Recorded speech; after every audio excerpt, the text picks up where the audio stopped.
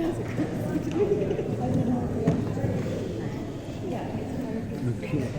turn this on. Go record it. I got my trance music on. Yeah. Can you do it? Yes.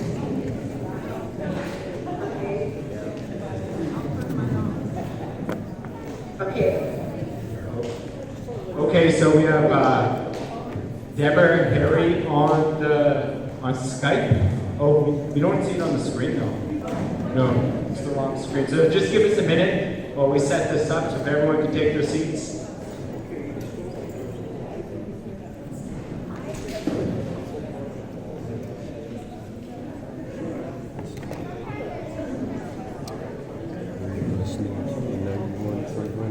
This is public radio. It has begun. This is it, folks. The seed has been planted. So on this panel, we're going to start with Deborah Harry. Then I decided to join this panel because I have the mic. And we have Troy, Shiri, and Nicole. And Chris, too. Yeah. So just give us a moment.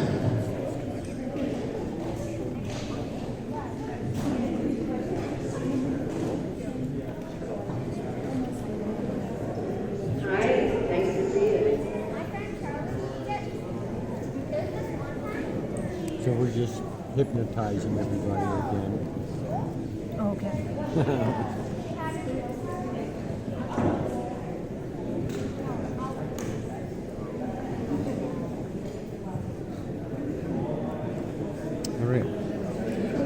So we're just waiting for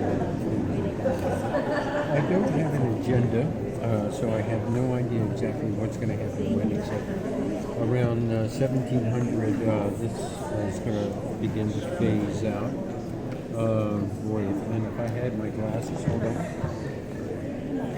Okay, panel 4, Deborah Harry, Northern Paiute Indigenous Peoples Council on Biocolonialism. And most folks will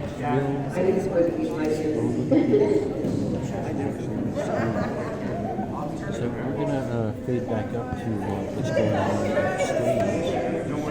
And we'll be back with you. This is 91.1. Thanks for joining us online at Pro Voices.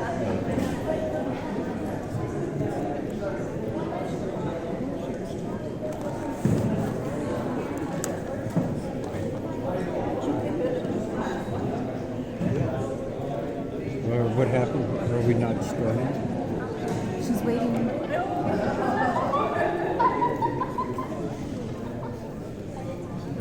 Well, these guys are leaving.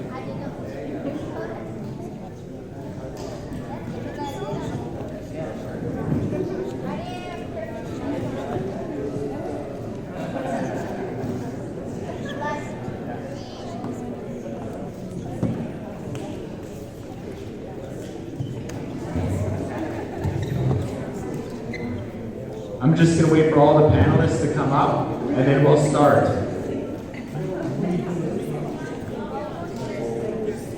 But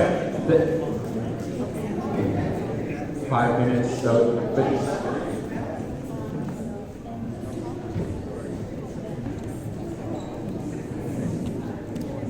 Yeah, okay.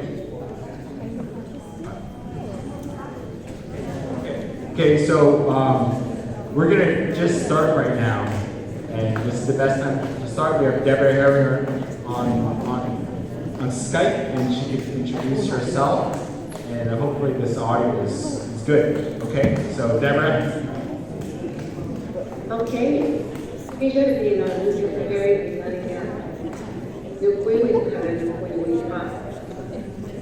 day, everybody. Great to see this great, wonderful gathering in memories of our wonderful brother, Arthur. I'm happy to be able to join you by phone and Skype. I had hoped to be there in person and had a ticket got a little flu bug down here, so me and my granddaughter are trying to recuperate from that. I'd like to first just acknowledge the Secwepemc people and all the people of the land. I've had an opportunity to listen in on most of the presentations today, and it's been wonderful to hear the detailed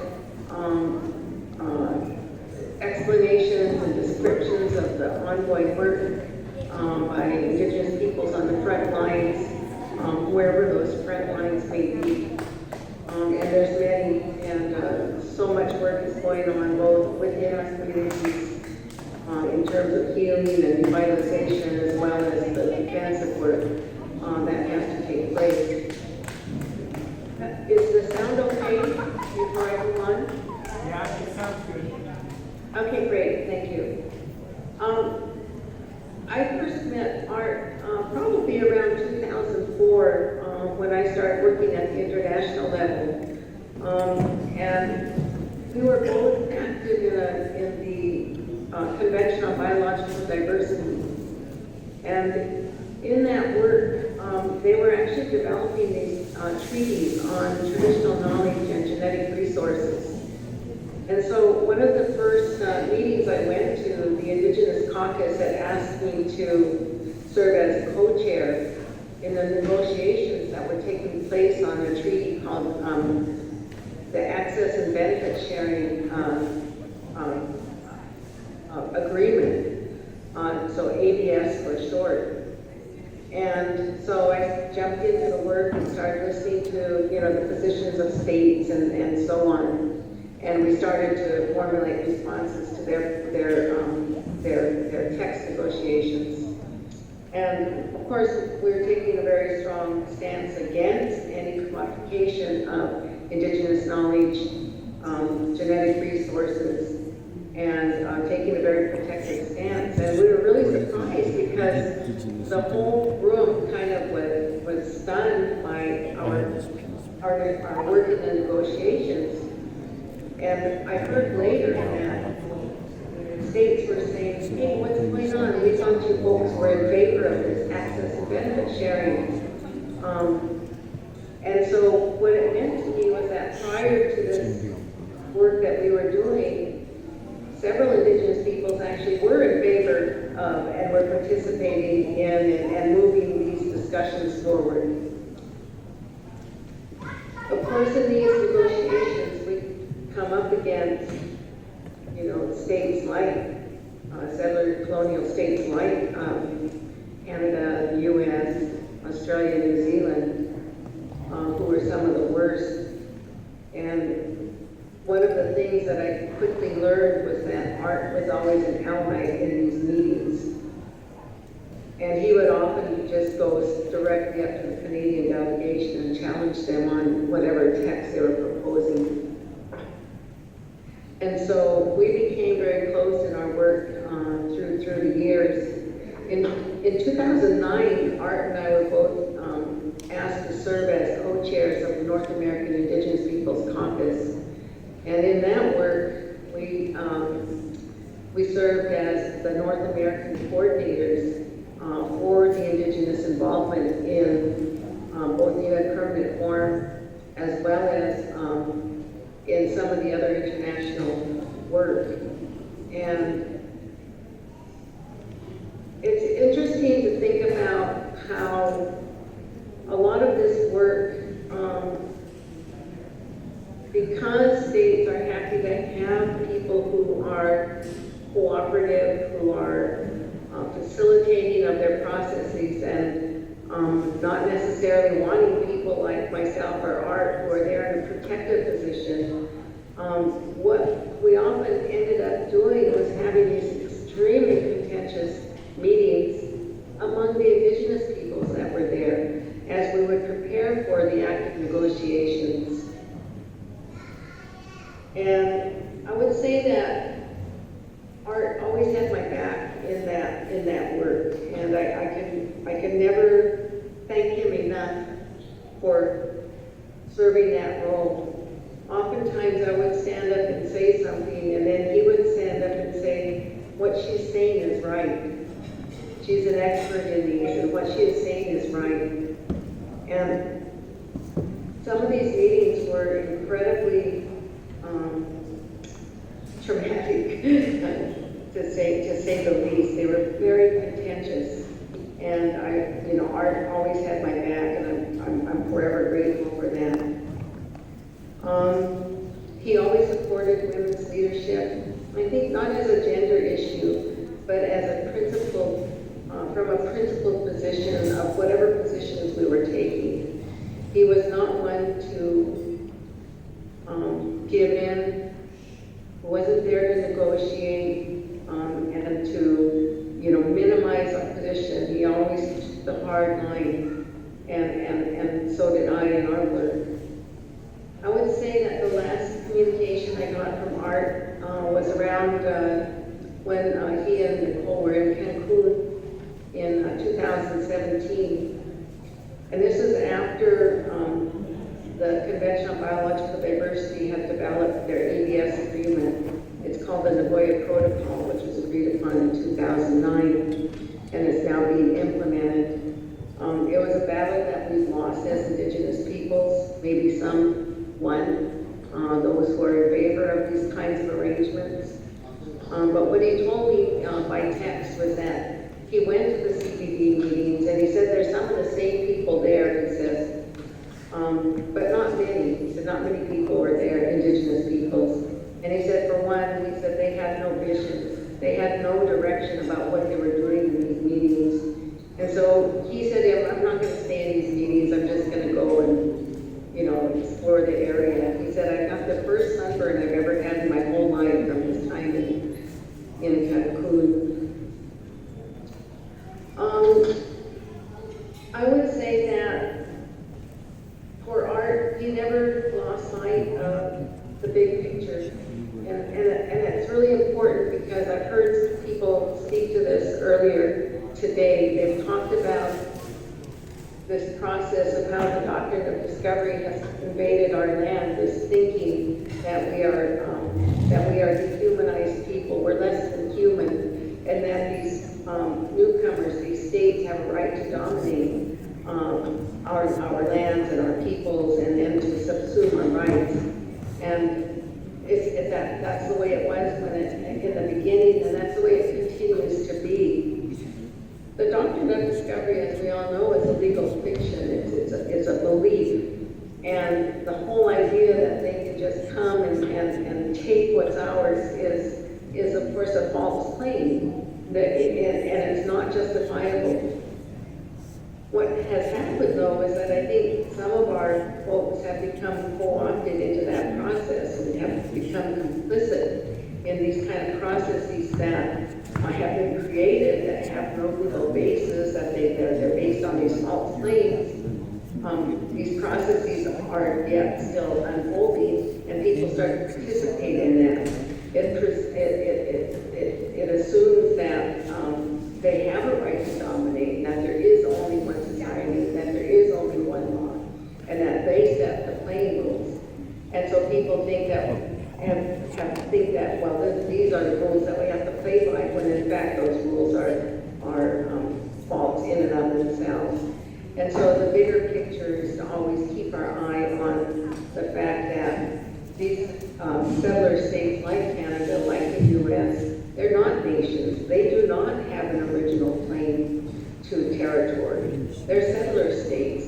They don't have the same standing as a nation does, as our nations do, as the first peoples of this land.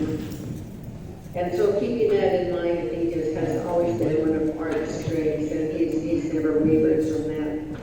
I just wanted to say that for the family and the friends and the circle of supporters and allies that Art has developed over the years, that he's a humble, he's an honorable, and he's a visionary man who's brought us all together in the circle that we are in today. That I know that he's very proud of his family, very proud of his daughters and his son. We've always been in touch, both on a personal level as as well as in the work over the years. And tell me about the achievements of his family. I know he's very proud of you. I know that he continues to be actively involved in supporting our work from the spirit world.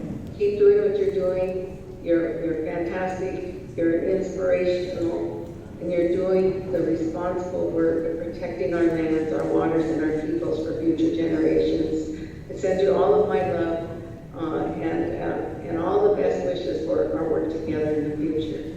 Thank you.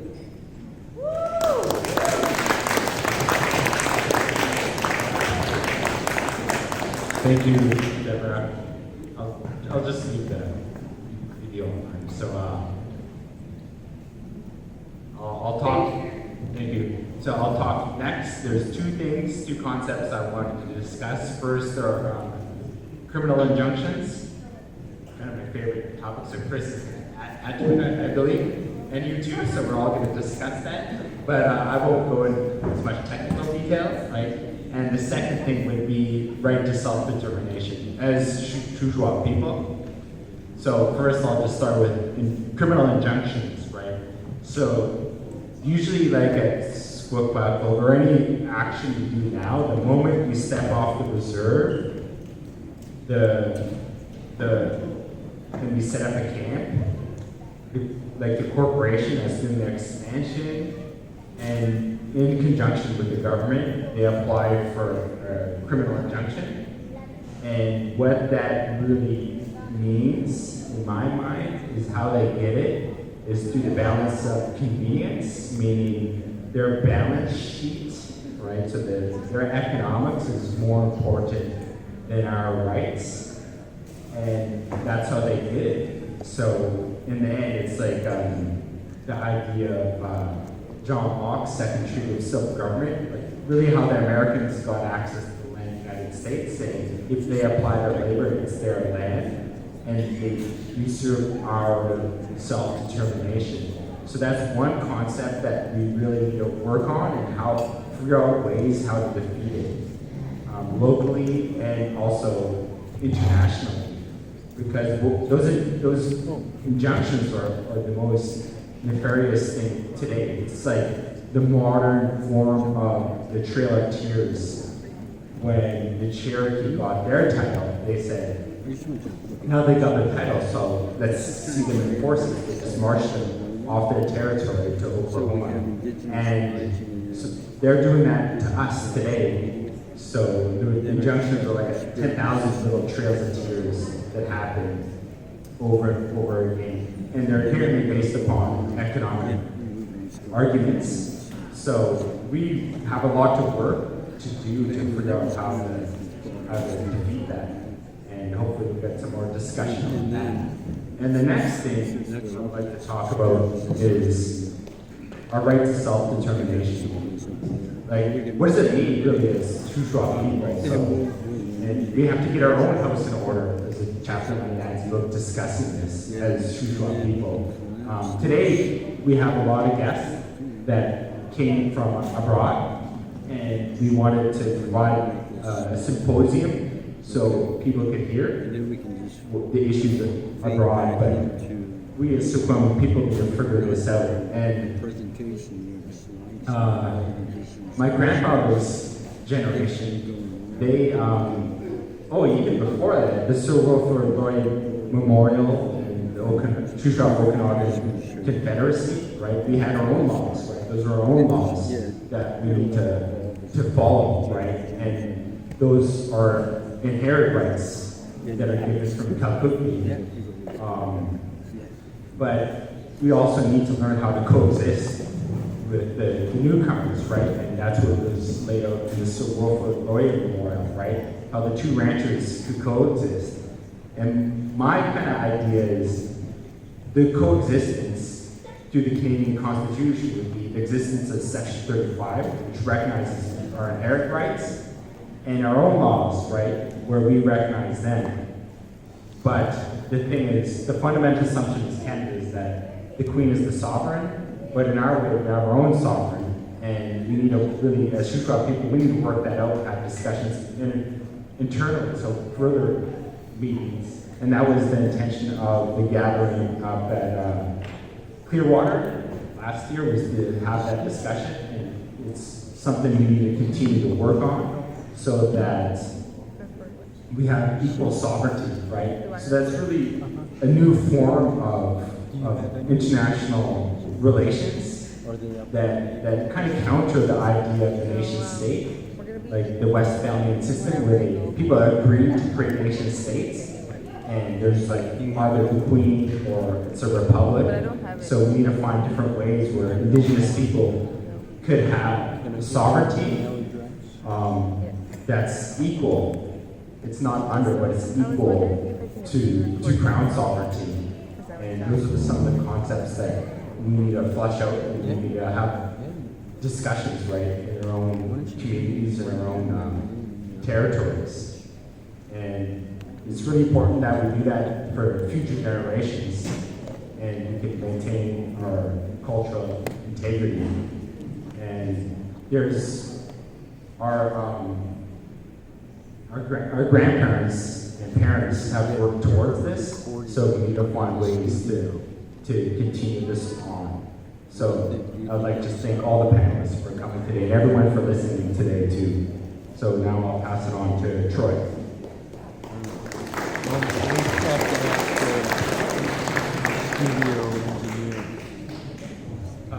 Good afternoon. My name is Troy. In the program or the poster, I was identified as DT Cochrane. I'm an economist.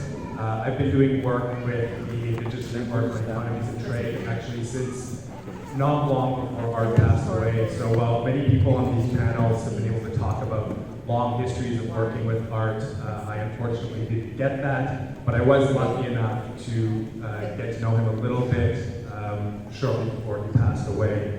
And in that time, and since then, I have learned a great deal because he had a great intuitive sense for how capitalist economies work.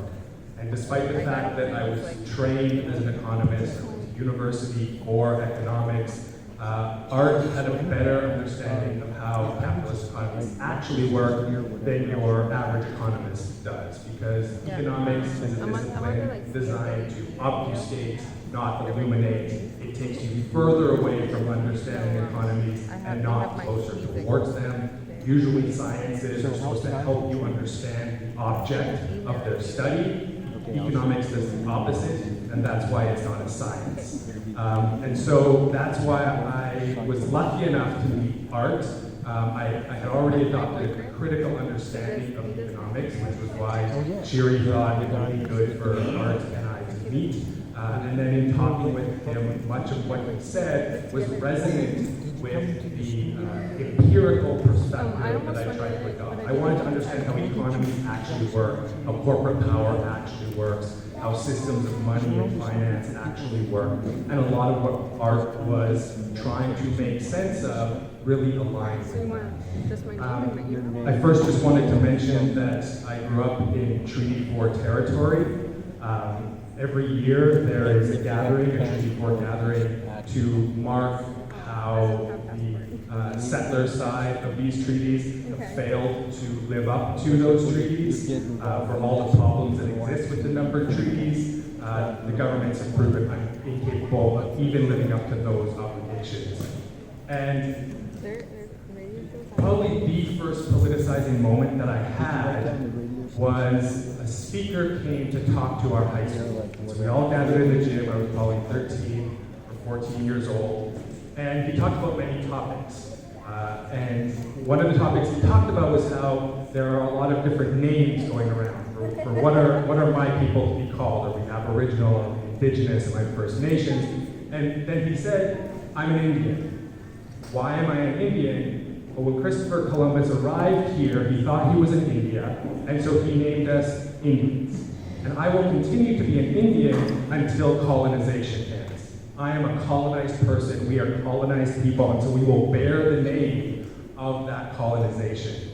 That was the first time I had ever heard Canada described as a colonizing country. 14 or 15 years old. And that was the first time that was presented to me. And it's that sort of ignorance that is behind Stephen Harper when he declared Canada has no history of colonialism.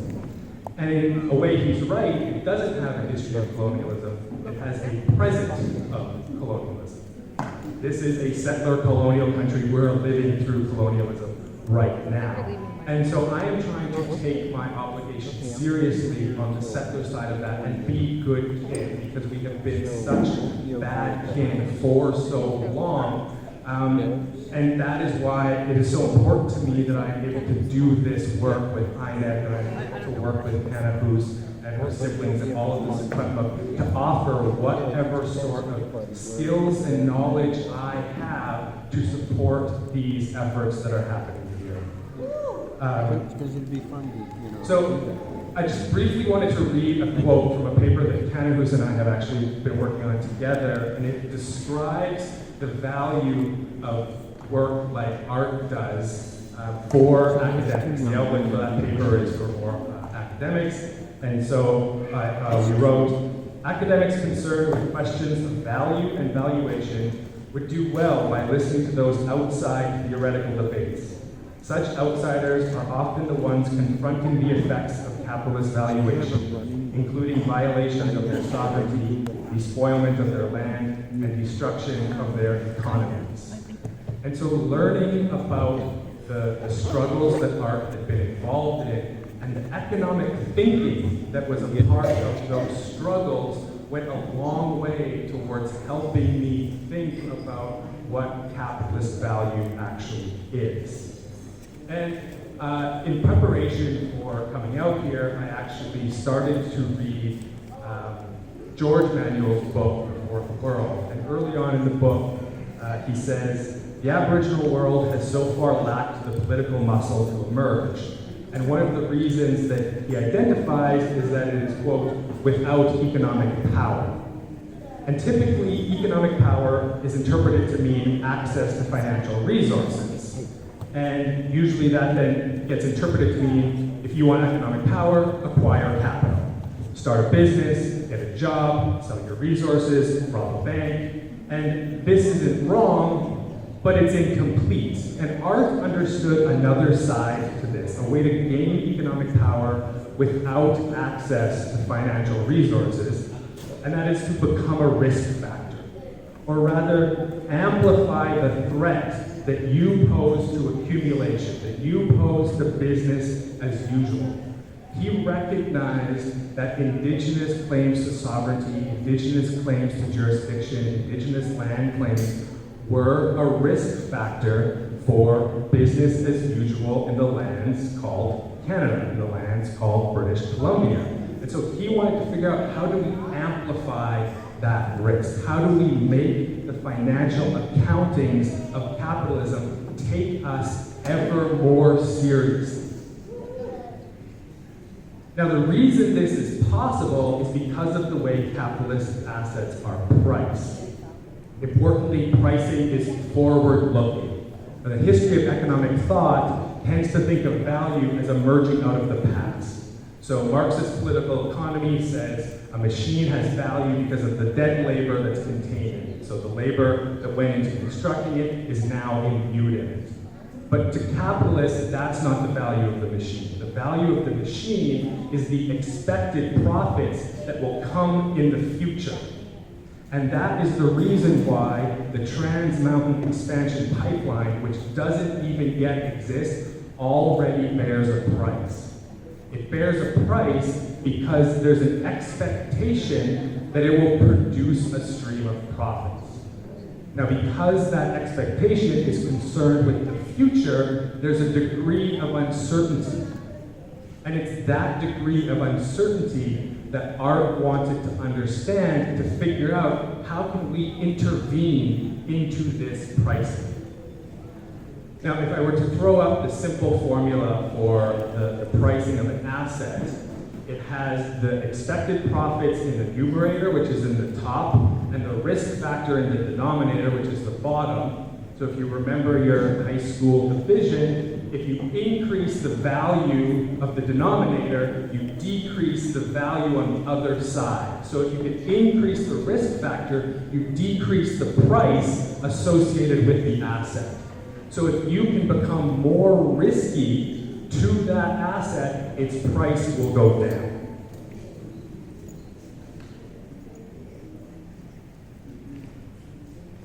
Evaluation is the process by which that price is constructed. There are many people who are paid a lot of money to perform these evaluations, to try to take the future and bring it into the present. And so they are constantly feeling out in the world to figure out how they can make their price just a little bit better. And one of the consequences of that is it actually makes them receptive to messages like those that Ktunaxa and Reuben and Ska-Hiish have tried to deliver when they've gone and talked to insurance companies and banks and said, you need to alter, you need to reduce the value that you have attached to this project because we are a risk factor.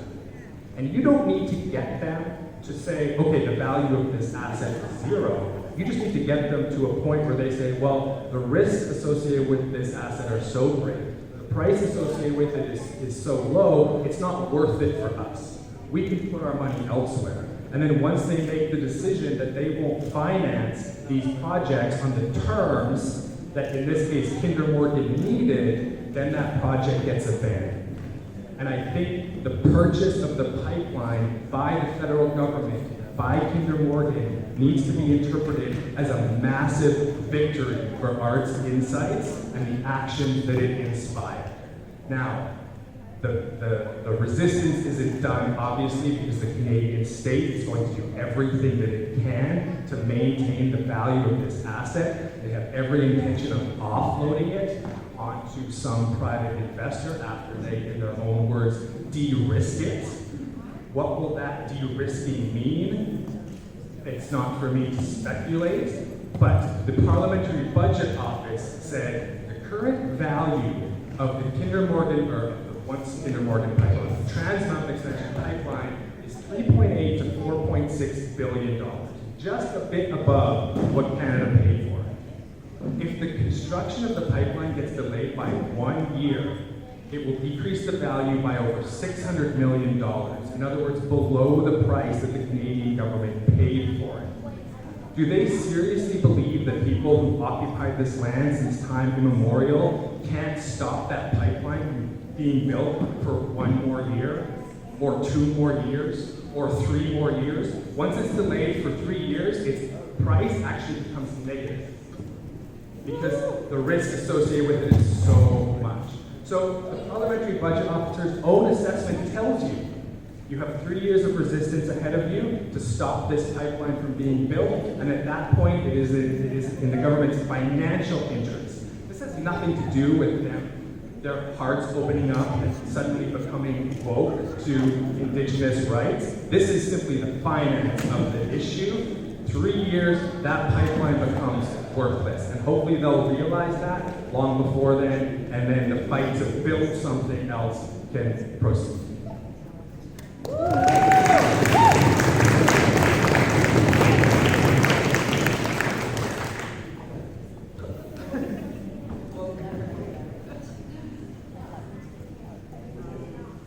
I want to thank the Manuel family for inviting me here today. I'm deeply humbled to be with you all.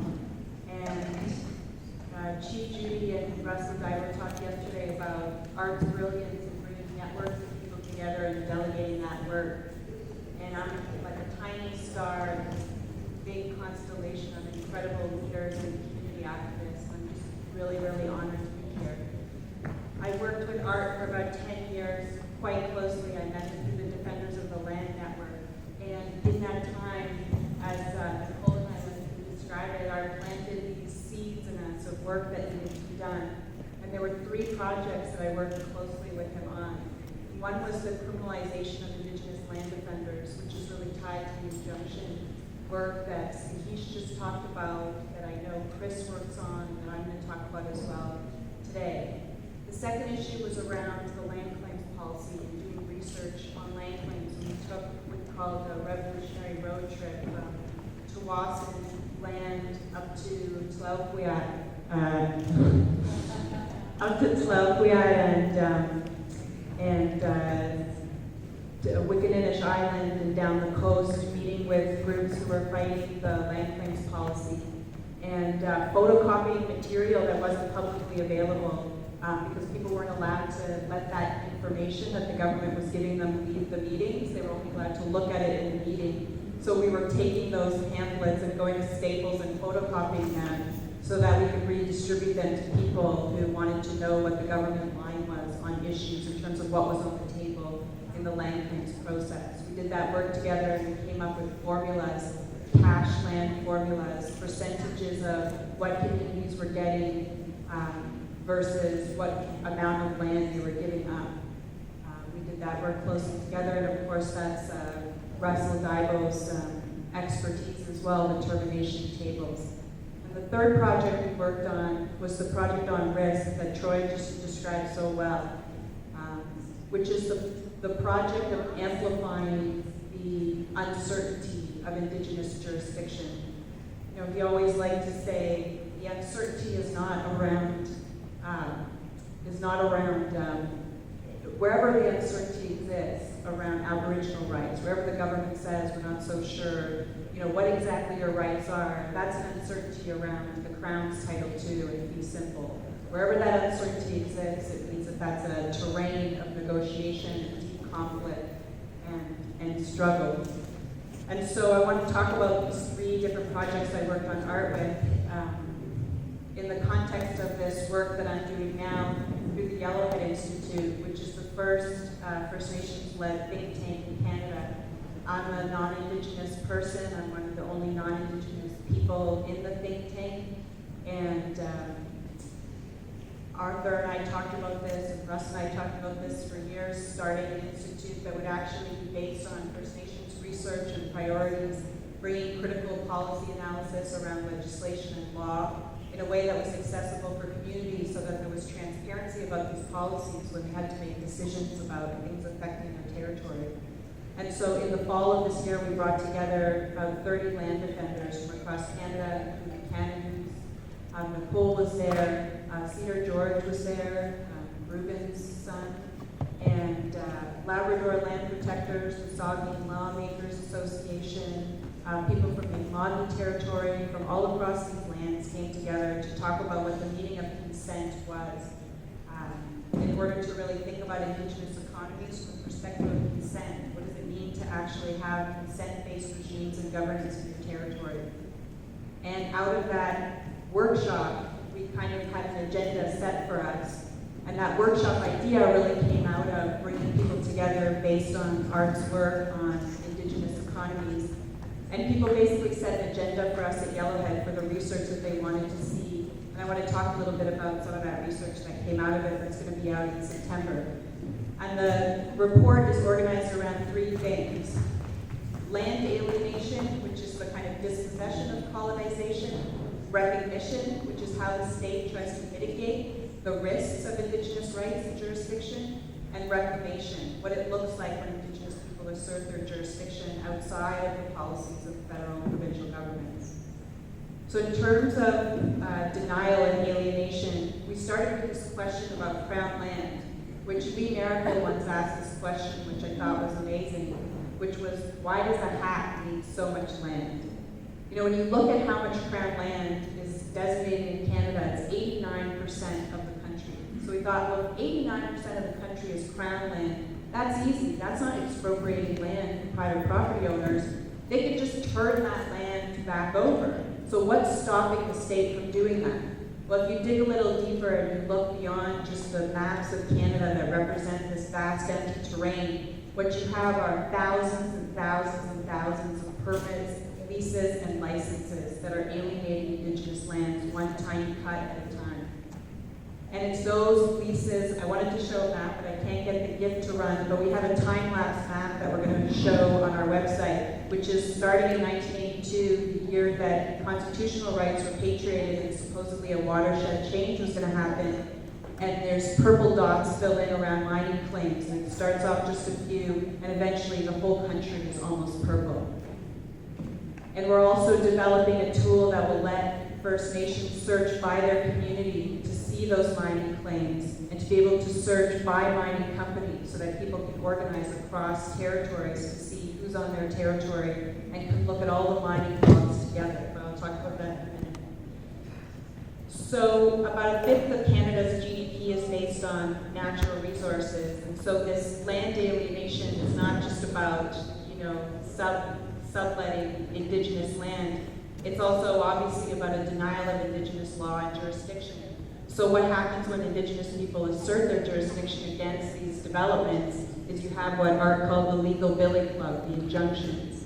And so another project that we've taken on that we're going to release the results of in September is the first national research project that looks at every single First Nation injunction in Canada. That's every single injunction against First Nation and every single injunction that First Nations tried to get against the Crown and industry, and look at exactly what are the numbers of this, how does it change across jurisdictions, which are the judges that are making these decisions, what are the triggers for these injunctions, so that you can see how Aboriginal rights and title are being narrowed down into this one test that Ska-Hiish mentioned, the balance of convenience, about who is more inconvenienced by development, Indigenous people or industry, in order to determine whether Indigenous people can be removed from their own land.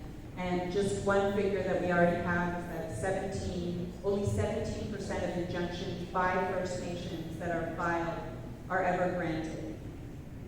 And soon we're going to have the figures for what is the rate for injunctions filed against First Nations in terms of their success. But one thing that we do know is that when injunctions are filed and won, it's often because of this business as usual, need to protect business as usual. And what is that business? It's the circulation of commodities. It's not just development happens in one place and Indigenous people stop it in that place. Those goods that are extracted have to be transported. And so blockades present a risk at the site, but then the corridors of transportation, like the pipelines and the highways and the rail lines, become these really, really critical choke points that the state, as Troy described, really knows can bring the economy to its knees. So just one example of that is during the Idle No More movement, when Ron Plain and others in Aamjiwnaang First Nation near Sarnia, Ontario, blocked the CN rail line. The reason that the injunction, one of the reasons the injunction was granted was because the court said, well, the companies that are relying on that train line are relying on this economic model that's called a just-in-time system. So when you order something from Amazon, the profit that Amazon makes is not in selling the product, it's how fast they can get the product to you. And when you disrupt those supply chains, especially the rate of those supply chains and how fast they need to circulate for profit to be made, then you're disrupting an international system of capital circulation. And that's the real risk. It's not just bringing the Canadian economy to its knees, it's Canada and its links internationally to these global supply chains. So this is obviously incredibly threatening, and Art talked a lot about the way that the state tried to mitigate this risk, and I'll just talk about two different ways that the state tries to do this, and the work that we were doing on this. One was through securitizing what the state calls critical infrastructure by creating all of this internal institutional collaboration between CSIS, the RCMP, Natural Resources Canada, Canada Border Services Agency, Indian Affairs, to share information and to create surveillance networks of Indigenous people in order to monitor social movements and assertions of jurisdiction. So that's on the one hand, and that's legislated through the Emergency Management Act that was passed by Harper in 2007. And then, of course, there's the policy frameworks where INAC tries to induce Indigenous people to enter into different policy frameworks like government resource revenue sharing, the land claims policy, etc., in order to stop Indigenous people from asserting jurisdiction outside of these frameworks. And I recently did an access to information request on the internal responses in BC when the delegate decision came down. There's about 500 pages, about 300 of them are about BC and the federal government closely collaborating in order to push more and more resources towards the land claims policy because they were so threatened by this possibility of Aboriginal title assertions. And I just got 500 pages on the responses the Secwepemc decision, which I haven't had time to go through, but I imagine it might be similar. So access, we know about IDAs, access and benefit sharing agreements, is another way to ensure that the authority that Indigenous people can exercise is a delegated form of authority. In private contract law through IDAs, the jurisdiction of Aboriginal people is basically narrowed down to a commercial contract between Indigenous people and industry, basically downloading the duties of the state to honor Aboriginal title and rights. And now that I'm down to my last minute, maybe I'll just say a few of the toolkits that we're going to produce that I hope people check out when we. This is the mining claim map. Oh, thank you. If anybody wants to come up afterwards and search your nation, your community, your territory, wherever you're from, and you put your First Nation in there. Actually, this is just Ontario and Quebec. So if anyone here from Ontario or Quebec wants to search your First Nation, we're hoping to expand the map beyond just Ontario and Quebec. This map will be automatically updated every 5 days, so that if there's new mining claims, you can search them. But the way that BC stores its information about mining claims makes it hard to capture that information and automatically upload it. But we're hoping to make this map generalizable. Like, we're hoping to get every single province online in the whole country, so that every community can search their area, search their region, search their territory, and be able to see all of the alienation that's happening through mining. And eventually we'd like to add forestry and oil and gas installations. Because obviously you can't have issues of consent if you don't know what's happening on your territory. And I know, for one example, Pictagon, when they did their alienation map and they looked at what was happening on the territory, realized for the first time that 67% of their land was alienated. And they had just never seen the scale of it because it was one small consultation letter, one mining claim at a time. And so what this map does that others don't is it connects all of the mining blocks, every single number together, so you can see the whole scale of alienation. So I think I'll end it there. So thank you. Yeah, thank you. There is a piece of paper going around, so make sure. A booklet, it's over here, so sign your name and sign up there. Just the contact list. So we have Chris and Nicole left, and then we're going to give books away to all the panelists that are still here. Then we're going to end with a song. Okay, so now we'll have Chris.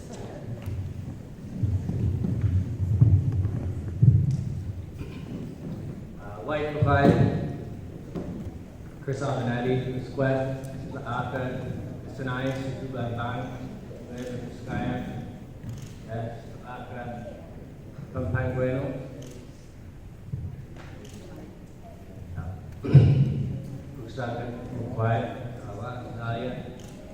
here in Adams Lake, Indian band, in the rec center here. Not very often that I get to brush up on my Secwepemc team and speak it a little bit. Hopefully it's not too rusty. But it's all credit to Dr. Janet Billy, an amazing language teacher. I spent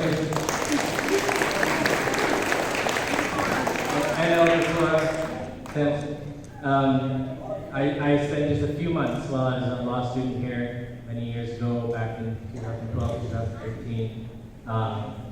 In Janice's classes, and of course all of it just sticks with me. And I was actually kind of panicked this morning because I was trying to remember, and everything was very busy. I didn't have any chance to try to find any notes that I might have had, so I just had to pull it all from the heart. Some of those things. That's also true. I was reminded over the past day or so about a saying that Art had said to me in some form, and maybe you've heard it, that the struggle is not a spectator sport. When I was when I was a law student, I think in my first year in the summer, Art had held a barbecue at his house, Nicole and Art's house in Vernon.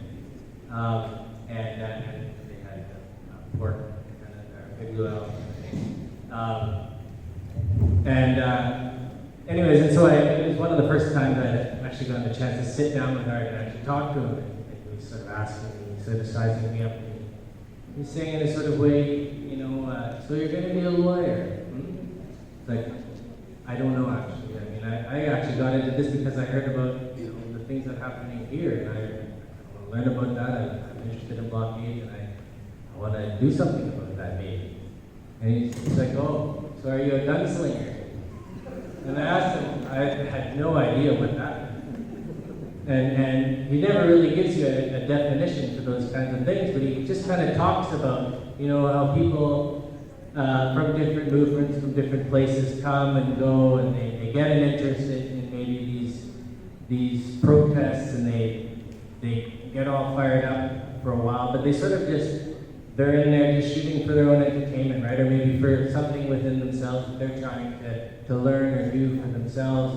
But then they use the struggle as sort of an output or some kind of direction to direct those energies to. But it's not, it didn't seem like to be, as I was sort of hearing these different stories, it seems like individuals come and go, but they don't contribute. They don't really feel the struggle. And so it took me many, many years to really understand what that meant, because at the time I said, I don't think I'm one of those people, but how can you ever know? So it's taken a long time to understand what that really means. The struggle is not a spectator sport. And I think I'm finally coming to realize. So I am a lawyer, and I did my master's in law, defended my thesis at Osgood, and it was on blockade, and I dedicated it to art. And I started my Ph.D. on Indigenous law as it's performed and asserted through direct action, and how it engages and really comes into conflict with Canadian law and the Canadian legal system through these sites where we talk about injunctions. But I ended up withdrawing from that after the first year after finishing my coursework, because as a lawyer and as someone with 3 young children, I also had to feed them and take care of my family, which is another lesson that art impressed on me quite strongly. After I finished law school, I articled in Vancouver and then ended up moving to Ontario. And I had no connections out there. I had no ideas of what I would do. And Art said, well, my friend Dave Namagawa has a firm, you should go work for him. I think he's doing interesting things. Plus, you need to feed your kids. And he told me this over Chinese food, by the way. And Russ might remember this because it was Russ, Art, and I had been Chinese food after Art's book launch in Vancouver. So that's where it took me, and so then I've been working with Dave Namagawa since 2015, and I want to talk about a little bit about this litigation that Dave put me on, which is really the first trial that I've ever done as a lawyer, and I'm still involved in it. It's still ongoing and will be ongoing for many years. So just to give a sense of what it means when you're involved in litigation as a lawyer that is really committed to the struggle, which I think this type of litigation is, and just what it means to not be a spectator in that type of thing. But before I talk about that, I just want to be reminded about something that Lish Lopez said, Mayan elder, had said and talked about at the start of the memorial yesterday, which is that, the spiritual must come first. It needs to come before taking action, before taking direct actions on the ground, or for taking legal actions for doing these other kinds of things. The spiritual has to come first. And I think when I reflect on that, I think about this, that our ancestors are a source of guidance. They're a source of knowledge, law, and the power to speak the law, which is what jurisdiction really is. And our ceremonies, our practices, our language, these are the things that connect us to our ancestors. No no matter how disconnected we feel like we become. And so, engaging in those things first really is critical, I think, as Lish was saying, because, and as I'll try to illustrate, as I've seen through this litigation, it really provides so many ideas, sources of knowledge, sources of power and confidence and energy that you would simply never expect. So my experience in this trial, it's a trial on the Robertson Huron Treaty annuities. So if you look for that, you'll probably see a few stories about that, and there's websites and things on. Oh, I see. Okay. So I'm part of a big legal team. I'm counsel for 21 Anishinaabe nations along the and along the shores of Lake Huron and Georgian Bay. The treaty territory itself, just the Robertson Huron Treaty Territory, just to give you an idea, I always like to use this example when you talk about how BC is greater than California, Oregon, and Washington State combined. The Robertson Huron Treaty Territory is greater than all of continental France, basically. It's truly like a very large territory. And it's very rich in minerals and other types of wealth, lumber, and so forth.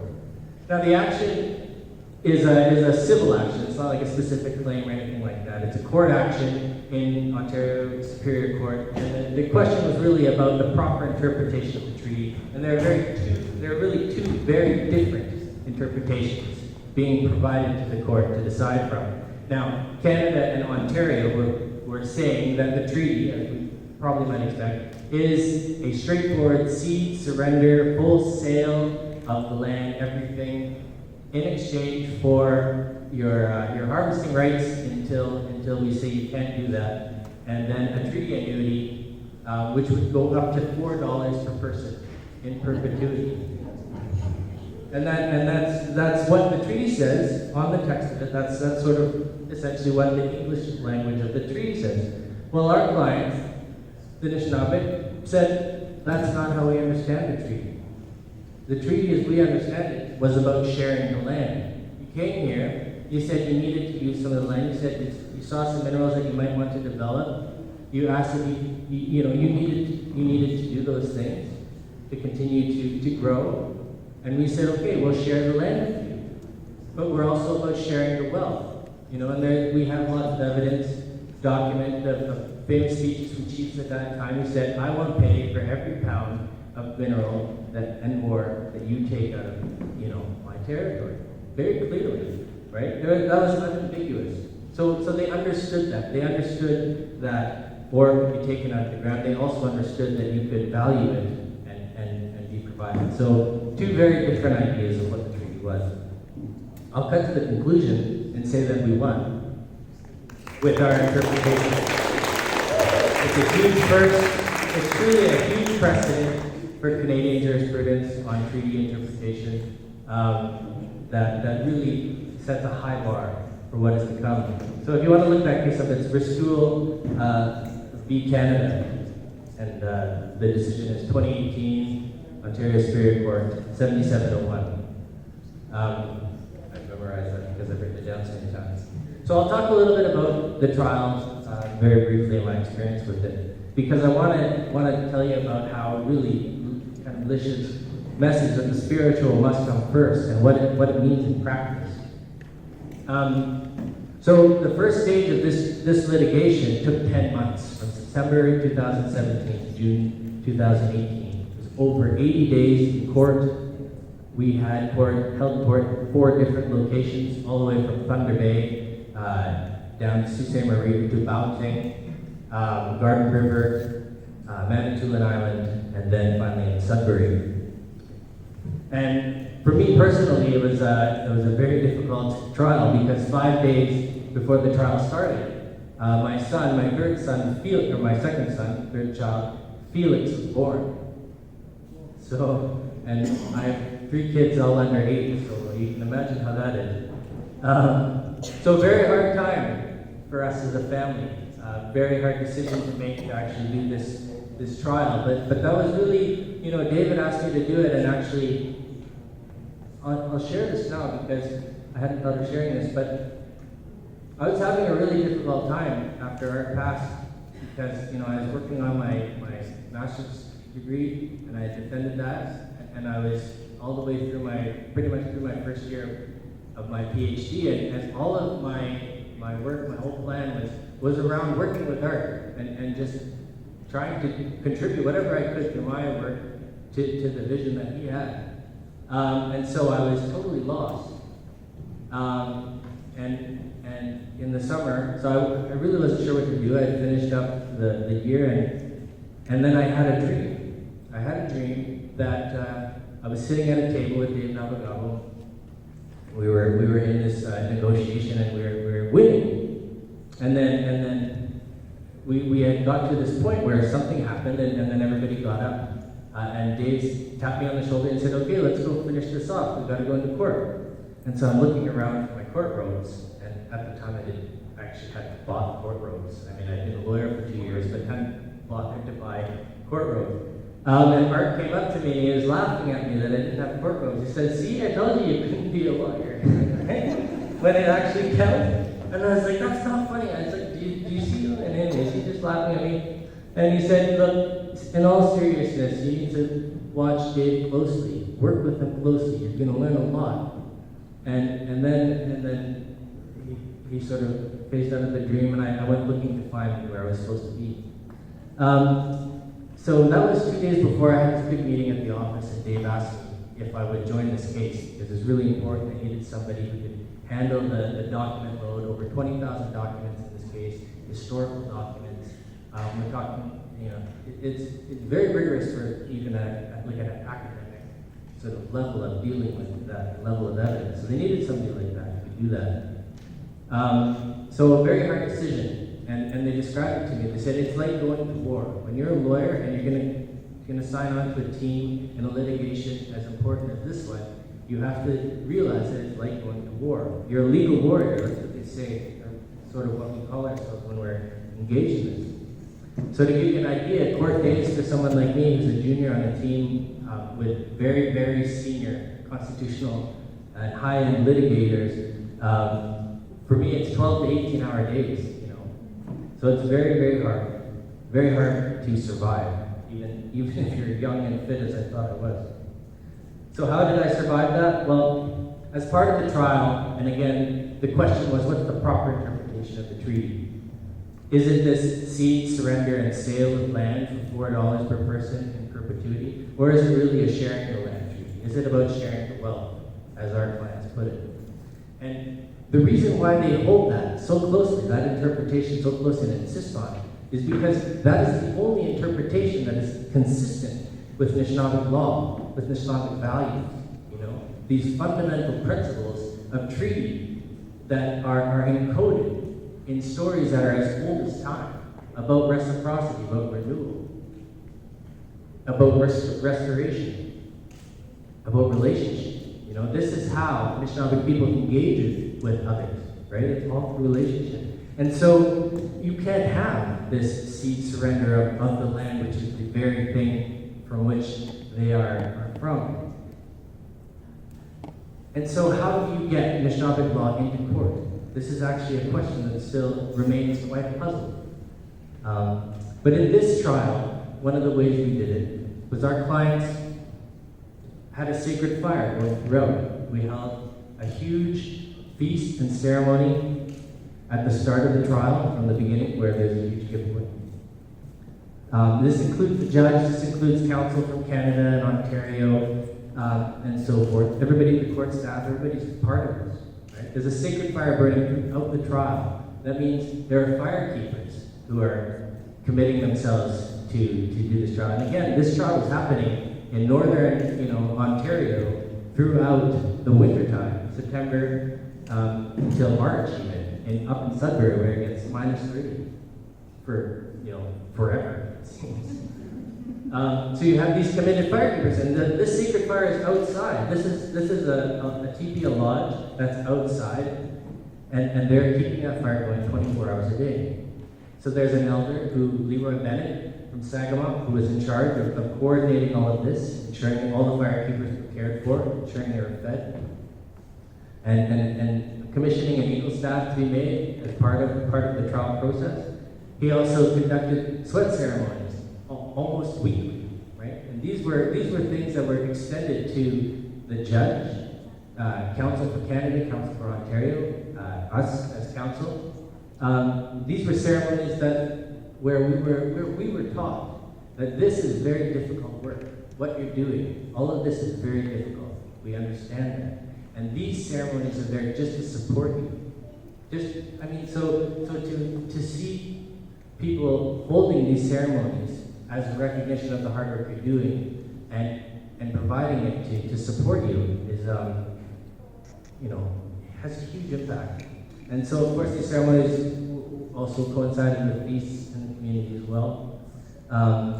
There were pipe ceremonies, lots of smudging, frequently, and songs all the time, travel songs, anytime we were breaking court for the week. So, and many other aspects, but because of time, I won't describe it all in detail. But just to give you that picture, that this is a trial that I don't know if it has ever been conducted in this way. But Anishinaabeg laws and values and protocols were not only asserted, in this instance, they were exercised, they were practiced, they were demonstrated, but most importantly, they were consensually participated in. Nobody coerced Council for Canada or Council for Ontario or the judge to participate in any of this, yet they participated in all of it, right? They did so. Nobody imposed it on them. It said, this is here for you to participate in, to experience. And you could see that there's a huge impact, on Council for Canada, on Council for Ontario. These councils were really impacted by this, from my own experience. And so in the end, if your community is thinking about litigation, these are some of the things that really put those ceremonies and practices into a concrete manner and provide something real and tangible for the courtroom to get its head around, right? Because when we had 4 elders give testimony. There were how many? Over 11 experts, over 20 expert reports, lots of testimony. But we had Anishinaabe experts, scholars, like Alan Corbier and Heidi Stark, who were coming in there and saying, they were talking about ceremony, they were talking about knowledge in Anishinaabe law and how they came to understand it, right? And when they're describing that to the court, it's one thing to have a description, but it's another thing to have actually just been through a sweat ceremony and to understand what it's like to have to engage in that kind of ceremony in order to obtain some knowledge of that thing, right? So it really makes it very practical in that sense. And I think in our case, it had a real impact in terms of the result, and hopefully will continue to have an impact. I didn't talk about injunctions yet, but... That's okay. Shiri.